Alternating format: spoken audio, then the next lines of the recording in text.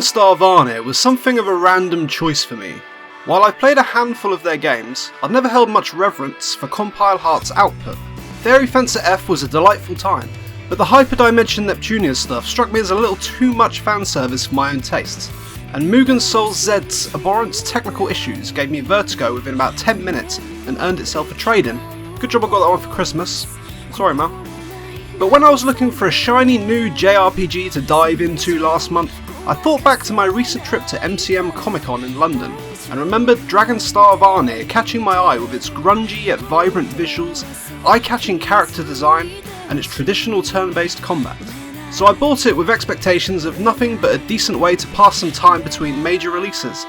However, I ended up getting a whole lot more. Ladies and gentlemen, welcome to a beautiful tragedy, Star Varnir.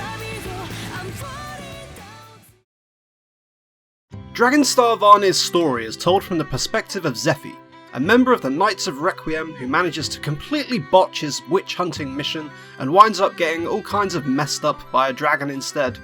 Whoops. Fortunately for him, he's found by a pair of the very witches he hunts, Minessa and Karikaro. Unfortunately for him, Karikaro just wants to step on him like some kind of dominatrix, but Minessa is a little more considerate of our poor protagonist's plight, force-feeding him dragon blood like a pigeon in hopes of saving him. And her plan works. Zephy gets back up as spry as a chicken, but perhaps a little too spry.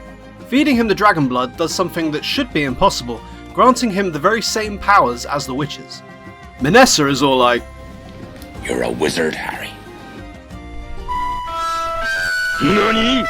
Though Corberia prefers the term a man-witch.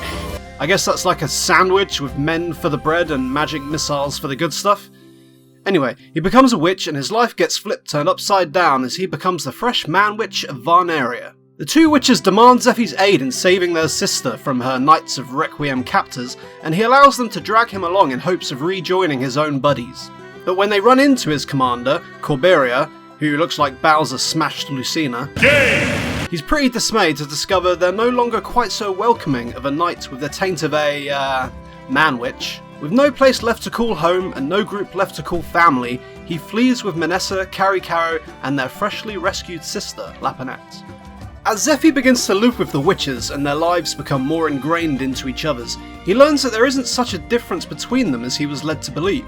The witches aren't some evil cabal hell-bent on global destruction, and as Zephy learns this, they too learn that not all humans are out for their blood. The gang are eventually joined by two other witches, Charlotta and Faria, and there is a fantastic dynamic between them all that leads to some really fun, engaging and heartbreaking interactions. Karikaro is an antagonistic, sadistic mother hen, Minessa a more level-headed but overly strict leader, Lapinette a quiet and tortured individual, Charlotta a manipulative and aloof troll of ambiguous intent, and Faria the overeager newbie. Watching them interact and crap on Zephy at every available opportunity early on is a ton of fun thanks to this dichotomy and charming writing. Throughout the story we get to see these characters slowly unveil more of themselves and grow in ways that really engaged me and had me caring for the cast pretty quickly. For example, while Karikaro originally comes across as brusque, it's revealed in ways both subtle and overt that this abrasiveness isn't simply to fulfill a trope on the checklist, but is instead a side effect of the duty she feels to protect her family from a world that wants them all dead. And while Lapinette seems initially quiet and withdrawn, this is due to the torture of having to see the death of anyone she comes into contact with, a unique side effect she bears of being a witch. And Minessa can often seem overly strict on her sisters, but this too is due to the tragedy of losing her own family at such a young age, making her don a tough, no fun allowed act to ensure her family is protected. All of the characters bear these layers tucked away, their lives marred by sadness, but what makes them so endearing is seeing them go through so much of this crap, fail, but still face their trials with heartfelt optimism. It also makes their interactions with Zephy all the more heartwarming. For example, seeing Karikaro's initial coldness to Zephy and demanding to kill him at every opportunity, only to eventually stand up for him as a member of her family, is made far richer when informed by her history and justified suspicion of him. Charlotta is equally as compelling, though for somewhat different reasons. She is a stark juxtaposition to the rest of the crew, never being a part of a family and not really understanding what it means, so seeing her reactions to the things the witches do for each other, watching her slowly learn what it means to be a part of a family, and see her genuinely develop familial bonds with them, is one of the highlights of the game. There is a whole host of side characters in the game too, though they offer far less than the main cast. Most of them are just there to serve as vehicles for the witches and story development, which is a little disappointing, but they're at least entertaining on the way. All of these characters are brought to life with some stunning artwork that adds huge amounts to the character.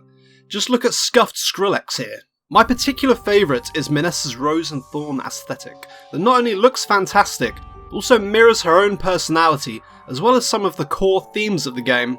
I don't normally like visual novel style cutscenes, but when they look this good, I can easily give them a pass. Though this aesthetic is great, it's let down by whatever tech Compile Heart are using to render things outside of the visual novel stuff. In-engine cutscenes don't really look all that great, and environments and characters are kinda blurry during gameplay. It kinda feels like when a game that requires beefier hardware is ported to the Switch, and loses a lot of its luster, taking on a kind of greasy quality.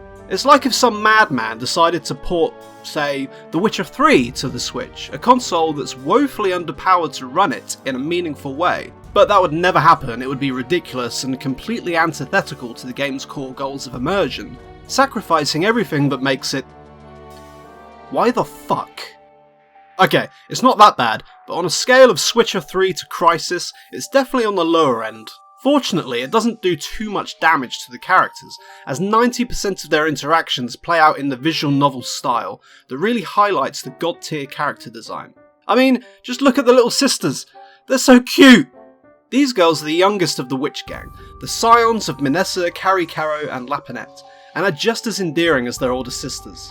They bear the same distrust for Zephy, and it's just as charming watching them slowly embrace him and eventually regard him as their older brother. While all these character interactions are well written, they're let down by two things. There is a real lack of voice acting, and a huge abundance of spelling and grammatical errors. The little voice acting present is great, so to see a ton of lines go without the same level of gravity given to them by the performances is a little disappointing. The writing wins out though, overcoming these faults to produce a fantastic cast. All they have is each other in a cruel world full of enemies, and there is a very tangible sense of familial love present between the girls. Considering what it means to be a witch in this world, they're gonna need it.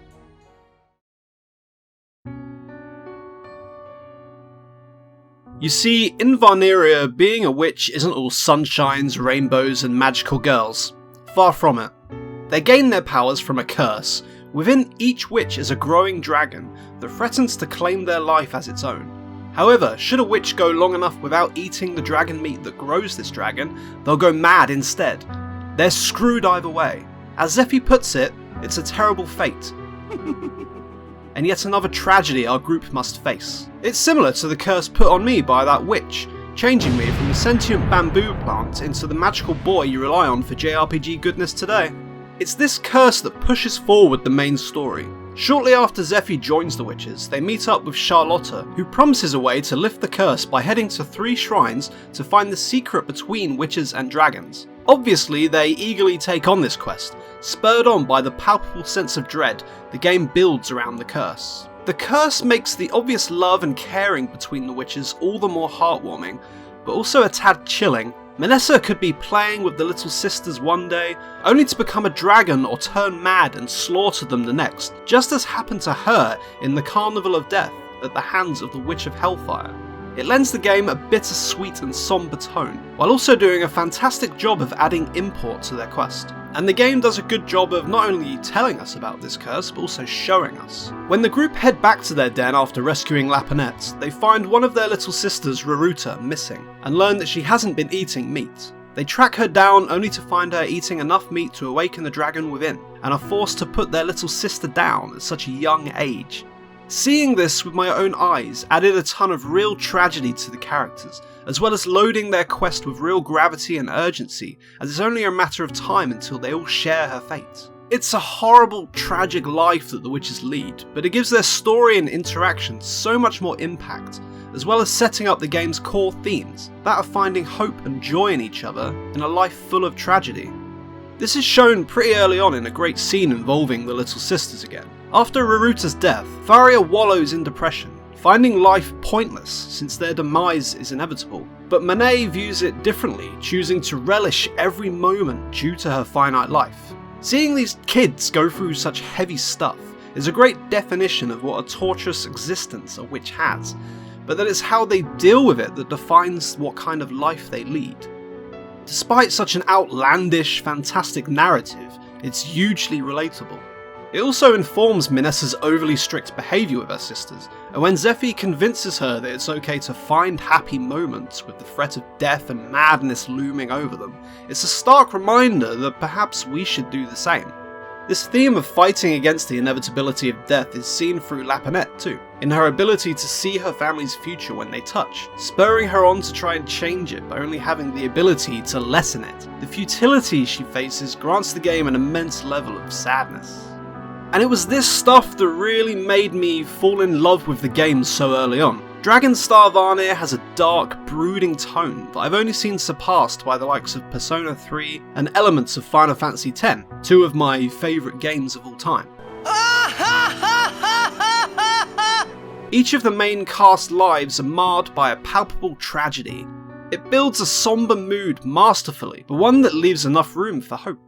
The curse bears implications on the gameplay too. The Little Sisters have a kind of curse management minigame to them, wherein you have to maintain two gauges, a hunger gauge, shown by grouchy or happy faces, and a dragon gauge that increases with each meal you give them to boost the former. Going back to the den between dungeons to do this and hear their hungry cries is heart-wrenching, and lends the narrative even greater levels of gravity, as well as an urgency, as every time you leave the den their gauges increase. Don't dilly-dally too much, or your cute little sisters will die. The curse also grants the witch's abilities in combat through the Devour ability. When you chomp on these bad guys, the Chomper will gain the core of the Chompy, which can be used to unlock their combat abilities, stat boosts, and more. To do so, however, you have to do one of two things: damage them to increase your likelihood of a successful chomp, or build up their fear gauge by exploiting their weaknesses and triggering a weak point rush, with the last hit having a high chance of devouring the enemy. This ability is really cool, and adds a ton of strategy and a kind of Pokemon style gotta munch 'em all level to the traditional combat and character progression. I spent hours and hours devouring enemies to further customise my witch gang, alongside the gear I was picking up, and it added a ton of depth to the game. I felt like I could have customised my team to play out in any way I chose. Speaking of gear, there's a really cool system at play that gives you random equipment. Back at the den, you can use dragon parts to create elixirs that, when drank, will prompt a battle that grants you semi-randomised gear based on what elixir you brewed, what catalyst you used, and which character drinks it. As a begrudging fan of gacha games like Dragalia Lost, I love this, and it just added a whole bunch more customization to my team building that I really appreciated. It also adds a layer of resource management, as the ingredients for these elixirs are shared as food for the Little Sisters. All these different methods of improving a party create a huge sense of progression that's delivered at an impeccable cadence. After gearing up in the den through crafting and buying gear, it's likely you'll find a few bits in the next dungeon that will let your characters reach even greater levels of strength. The most notable influence the curse has on gameplay is the witch's ability to unlock their own henshin transformation. The power of the dragon compels them, and this new form is pretty awesome and makes your team feel a hell of a lot more powerful. Their damage increases a ton, and they unlock a special Devour attack that is a real anime feast for the eyes. It also adds an extra layer of strategy, as one of my favourite things to do was time the one-turn buff to coincide with the transformation, utilising both damage boosts to deal massive damage. Shame it was to dragons and not giant enemy crabs. There's another cool addition in the form of different levels in combat. Since you're a bunch of witches, you get to fly!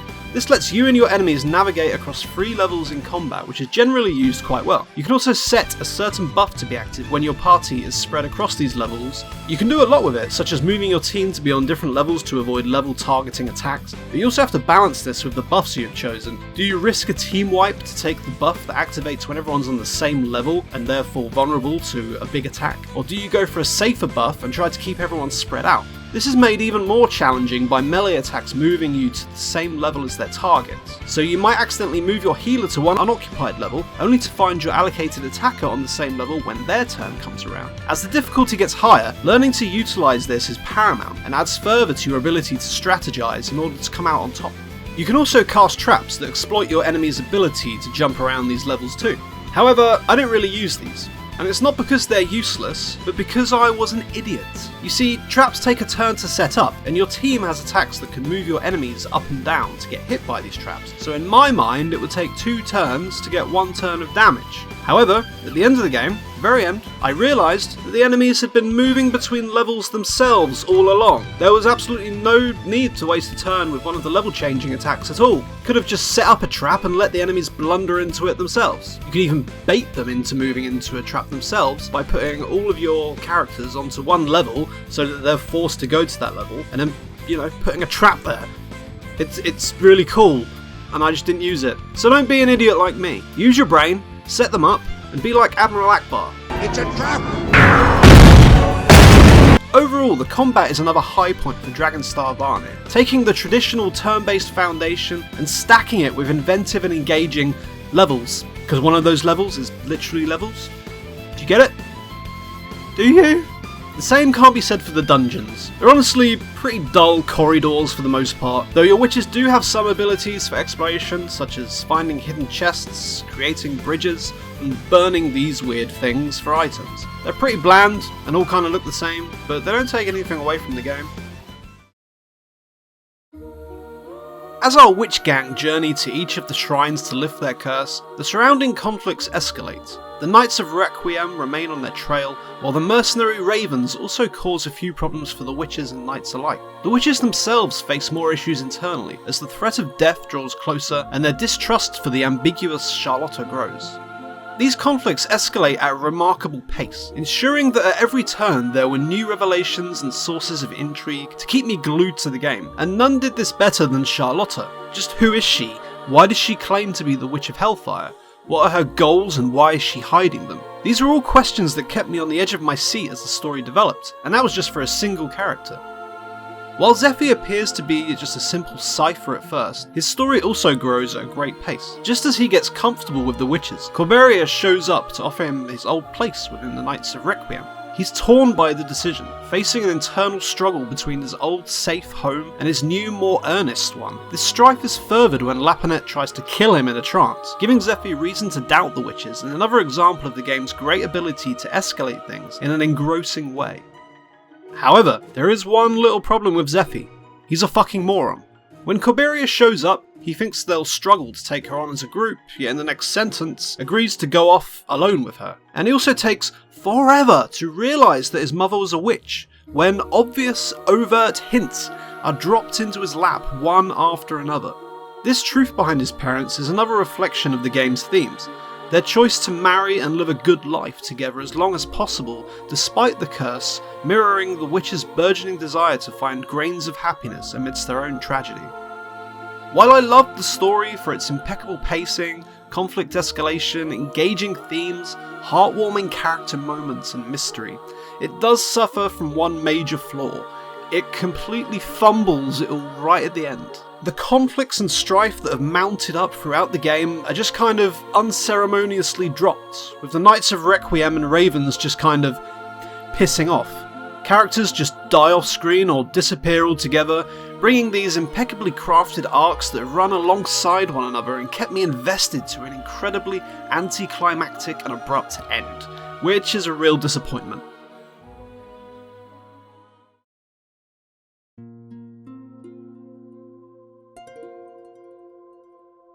Despite this gaping flaw, Star Varnir is a treasure of a game unlike anything else I've played. The narrative and characters hooked me from the start, and only grew more engaging with each twist and turn that came my way. And I really can't say enough how well it explores its themes of facing death. The witches taking joy in each other despite the inherent tragedy of their existence, much like we should probably find solace in each other in the face of our own existential dread. Star Varnir is a reflection of our own lives, and both of which are nothing if not a beautiful tragedy.